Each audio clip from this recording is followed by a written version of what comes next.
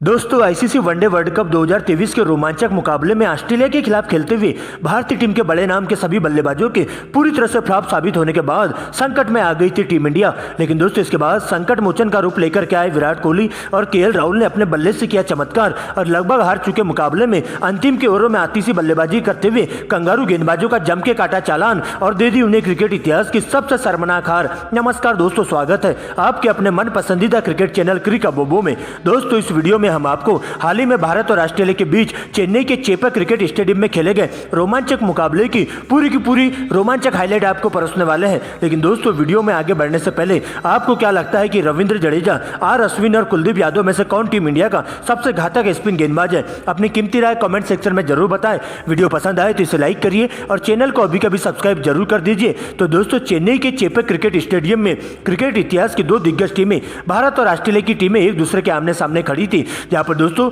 दोनों टीमों के बीच एक रोमांचक मुकाबला देखने को मिला। दोस्तों टीम इंडिया की कमान रोहित शर्मा तो वही ऑस्ट्रेलिया के लिए पैट कमिंस कप्तानी करते हुए देखे गए थे, जहां पर ऑस्ट्रेलिया की टीम ने टॉस जीतकर पहले बल्लेबाजी तो वही टीम इंडिया को गेंदबाजी करने के लिए आमंत्रित किया था। जहां पर दोस्तों इस मुकाबले के लिए टीम इंडिया में शुभमन गिल के बदले ईशान किशन को खेलने का मौका दिया गया था। दोस्तों इसके बाद ऑस्ट्रेलिया के लिए पारी की शुरुआत करने के लिए टीम के दो धाकड़ ओपनर बल्लेबाज डेविड वार्नर और मिशेल मार्श मैदान पर आते हैं, जिनके कंधों पर टीम को ठोस शुरुआत देने की जिम्मेदारी होती है। तो वही दोस्तों पहले ओवर की गेंदबाजी करने के लिए टीम इंडिया की ओर से तेज गेंदबाज जसप्रीत बुमराह आते हैं, जहां दूसरी गेंद पर डेविड वार्नर एक रन चुराते हुए मिशेल मार्श को स्ट्राइक दे देते हैं। जहां पर दोस्तों इसके बाद बाकी की चार गेंदें जसप्रीत बुमराह के द्वारा कातिलाना गेंदबाजी की जाती है और बिल्कुल भी हाथ खोलने का मौका नहीं देते हैं और इस प्रकार से एक ओवर की समाप्ति पर ऑस्ट्रेलिया का स्कोर एक ही रनों पर रहता है। लेकिन दोस्तों इसके बाद दूसरे ओवर की गेंदबाजी करने के लिए तेज गेंदबाज मोहम्मद सिराज की एंट्री होती है, जहां पर दोस्तों डेविड वार्नर के द्वारा अपने हाथ खोलते हुए दिखाई देते हैं और इसी ओवर की अंतिम गेंद पर एक करारा चौका लगा देते हैं और इस प्रकार से दोस्तों दो ओवर की समाप्ति पर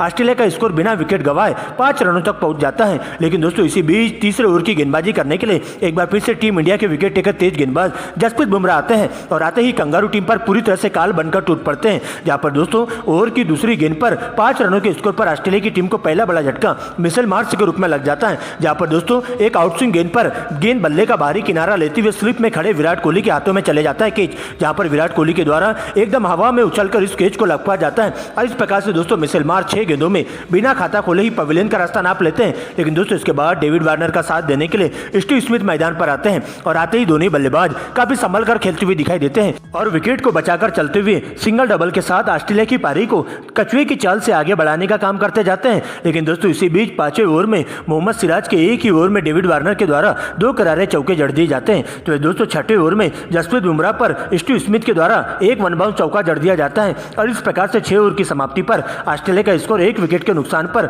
16 रनों तक पहुंच जाता है। लेकिन दोस्तों इसके बाद 7वें ओवर की गेंदबाजी करने के लिए टीम इंडिया के जबरदस्त ऑलराउंडर गेंदबाज हार्दिक पांड्या की एंट्री होती है। यहाँ पर दोस्तों उनका सामना होता है डेविड वार्नर से और डेविड वार्नर अपने हाथ खोलते हुए दिखाई देते हैं और 5वें गेयर में बल्लेबाजी करते हुए हार्दिक पांड्या पर जमकर बरसते हुए दिखाई देते हैं। यहाँ पर दोस्तों डेविड वार्नर के द्वारा इसी ओवर में 3 करारे चौके जड़ते हुए 12 रन कूट देते हैं और आगे भी दोनों बल्लेबाज इसी अंदाज में बल्लेबाजी करते हुए सिंगल डबल के साथ अच्छी गेंदों को छोड़ते हुए खराब गेंदों पर बड़ा शॉट मारना चालू कर देते हैं और इस प्रकार से दोस्तों टीम इंडिया के तेज गेंदबाजों पर दोनों बल्लेबाज पूरी तरह से आग बबूला हो जाते हैं और देखते ही देखते दोनों ही सलामी बल्लेबाजों के बीच में 50 रनों की अटूट साझेदारी पूरी हो जाती है। जहां पर दोस्तों 15वें ओवर में 1 विकेट के नुकसान पर ऑस्ट्रेलिया की टीम 70 रनों के पार पहुंच जाती है। लेकिन दोस्तों इसी बीच 17वें ओवर की गेंदबाजी करने के लिए टीम इंडिया के स्टार स्पिन गेंदबाज कुलदीप यादव की एंट्री होती है और आते ही कंगारू टीम की सबसे बड़ी मछली का शिकार कर जाते हैं। जहां पर दोस्तों कॉटन बोल्ड करते हुए डेविड वार्नर को पूरी तरह से चारों खाने चीत करते हुए उनकी 41 रनों की धुआंधार पारी का अंत हो जाता है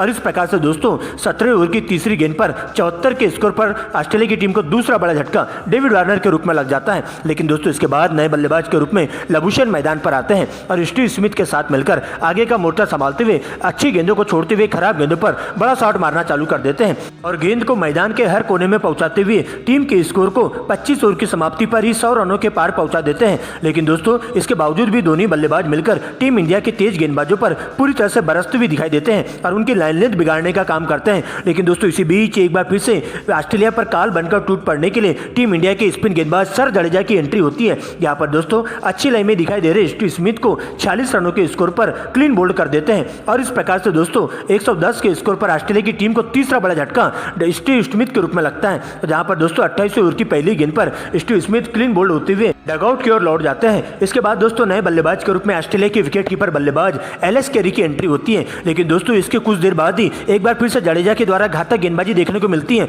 और आते ही 30वें ओवर में एक बार फिर से ऑस्ट्रेलिया की दो बड़ी मछली का शिकार करते हुए ऑस्ट्रेलिया की टीम को पूरी तरह से बैकफुट पर ढकेल देते हैं। यहाँ पर दोस्तों 30वें ओवर की दूसरी गेंद पर सबसे पहले लबुशेन को अपना शिकार बनाते हैं और लबुशेन को राहुल के हाथों कैच आउट करवा के 27 रनों पर पवेलियन का रास्ता दिखा देते हैं। तो वही दोस्तों 30वें ओवर की चौथी गेंद पर भी एक बार फिर से एलेक्स कैरी को बिना खाता खोले ही एलबीडब्ल्यू आउट करते हुए पवेलियन का रास्ता दिखा देते हैं। इसके बाद दोस्तों मैक्सवेल का साथ देने के लिए कैमरन ग्रीन मैदान पर आते हैं, लेकिन दोस्तों इसी बीच तेजी से शॉट खेलने के चक्कर में मैक्सवेल भी 15 रनों के स्कोर पर कुलदीप यादव के द्वारा एक घातक गेंदबाजी करते हुए क्लीन बोल्ड हो जाते हैं। तो वही दोस्तों इसके बाद कुछ देर बाद ही कैमरन ग्रीन भी 8 रनों की पारी का अंत हो जाता है, जहां पर दोस्तों अश्विन के द्वारा घातक गेंदबाजी करते हुए हार्दिक पांड्या के द्वारा उन्हें पॉइंट में कैच लपक लिया जाता है। और इस प्रकार से दोस्तों लगातार विकेट गिरने से ऑस्ट्रेलिया की टीम पूरी तरह से बैकफुट पर आ जाती है और एक के बाद एक ऑस्ट्रेलियाई बल्लेबाज अपना विकेट सस्ते में गंवाते हुए चलते जाते हैं। जहां पर दोस्तों इसके बाद आए कप्तान कमिंस और स्टार्क के द्वारा कुछ अच्छे शॉट्स लगाए जाते हैं, लेकिन दोस्तों टीम इंडिया की घातक स्पिन गेंदबाजी के सामने ऑस्ट्रेलिया का कोई भी बल्लेबाज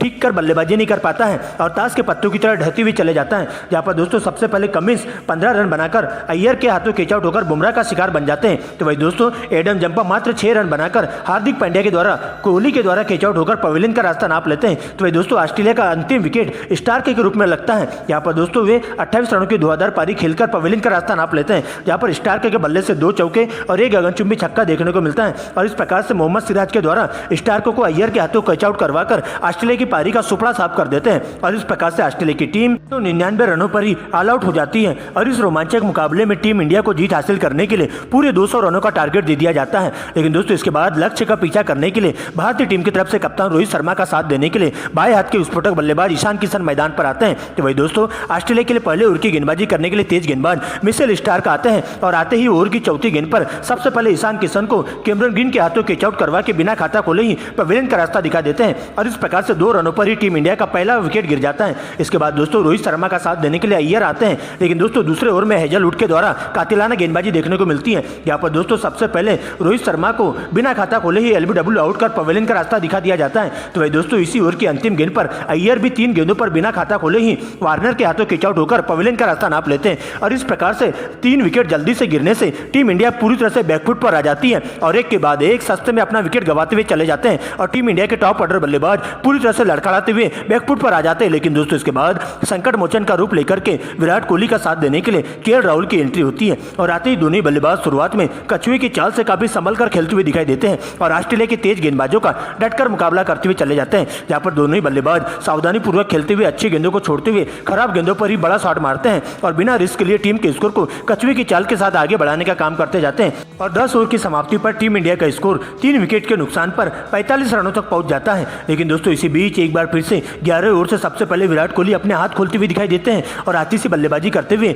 मिचेल स्टार्क के एक ही ओवर में 2 करारे चौके जड़ देते हैं। तो वही दोस्तों 15वें ओवर में केएल राहुल भी बहती गंगा में हाथ धोते हुए आती सी बल्लेबाजी करते हुए देखे जाते हैं, जहां पर दोस्तों अबॉट को टारगेट करते हुए 2 लगातार चौके और एक गगनचुंबी छक्का लगा देते हैं और इसके बाद तो दोनों बल्लेबाज यही नहीं रुकते हैं और तेजी से रन बनाते हुए देखते देखते दोनों बल्लेबाजों के बीच में 50 रनों की अटूट साझेदारी पूरी हो जाती है और 20 ओवर के खेल में टीम इंडिया 3 विकेट के नुकसान पर स्कोर बोर्ड पर 95 रन बना लेती है। लेकिन दोस्तों इसके बाद लगातार बढ़ रहे स्ट्राइक रेट को देखते हुए सबसे पहले दोनों बल्लेबाज गेंद को मैदान के हर कोने में पहुंचाने का काम करते जाते हैं और 34वें ओवर में मिचेल स्टार्क के एक ही ओवर में कवर्स के ऊपर से 2 लगातार चौके जड़ते हुए विराट कोहली सबसे पहले 65 गेंदों में अपना 50वां पूरा कर लेते हैं। तो वही दोस्तों 37वें ओवर में केएल राहुल के द्वारा भी एबॉट को टारगेट किया जाता है और इसी ओवर की अंतिम गेंद पर 1 बाउंस फाइनली की दिशा में चौका जड़ते हुए अपनी 50 पूरी कर लेते हैं और देखते देखते दोनों बल्लेबाजों के बीच में जबरदस्त तालमेल देखने को मिलता है और दोनों बल्लेबाज काफी सावधानी पूर्वक शॉट्स खेलते हुए कंगारू टीम के गेंदबाजों की धज्जियां उधेड़ना चालू कर देते हैं और एक के बाद एक उनके ऊपर दबाव बनाते हुए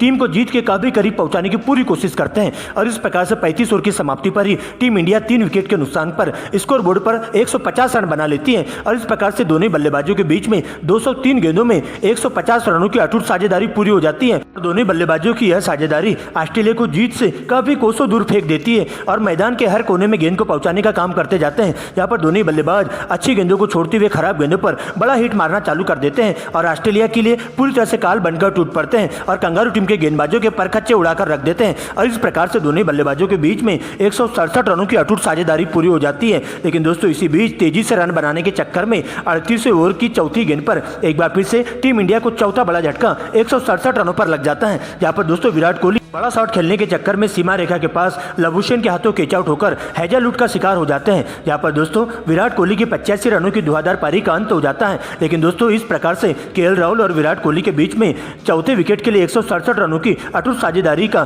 पूरी तरह से अंत हो जाता है। लेकिन दोस्तों अभी भी केएल राहुल अंगद की तरह डटे हुए रहते हैं और अब उनका साथ देने के लिए टीम इंडिया के जबरदस्त ऑलराउंडर बल्लेबाज हार्दिक पांड्या मैदान पर आते हैं और आते ही केएल राहुल के साथ मिलकर लगातार स्ट्राइक रोटेट करते हुए चलते हैं और सिंगल डबल के साथ ही उनका बखूबी साथ देते हुए चलते हैं और इस प्रकार से दोस्तों जीत के लिए टीम इंडिया को काफी दहलीज पर लाकर खड़ा कर देते हैं। लेकिन दोस्तों इसी बीच एक बार फिर से केएल राहुल अपने गियर बदलते हैं और बहती गंगा में हाथ धोते हुए अंतिम के ओवरों में आती सी बल्लेबाजी करना चालू कर देते हैं। यहाँ पर दोस्तों अंगद की तरह डटे हुए केएल राहुल सबसे पहले 39 ओवर में तूफानी अंदाज में बल्लेबाजी करते हुए 2 लगातार चौके जड़ देते हैं। तो वही दोस्तों 40 ओवर में हार्दिक पांड्या भी आते ही तूफानी अंदाज में 1 चौका और 1 छक्का लगा देते हैं और इस प्रकार से टीम इंडिया के लिए जीत के फासले को काफी कम कर देते हैं। जहाँ पर दोनों बल्लेबाज अपने अंदाज में बल्लेबाजी करते हुए ऑस्ट्रेलिया के गेंदबाजों पर कहर बनकर टूट पड़ते हैं और आती से बल्लेबाजी करते हुए अंतिम के ओवरों में चौके छक्कों की झड़ी लगाते हुए दिखाई देते हैं और टीम इंडिया को जीत की दहलीज पर लाकर खड़ा कर देते हैं। लेकिन दोस्तों इसके बाद 40 ओवर में एक बार फिर से केएल राहुल के द्वारा 1 चौका और 1 गगनचुंबी छक्का लगा दिया जाता है,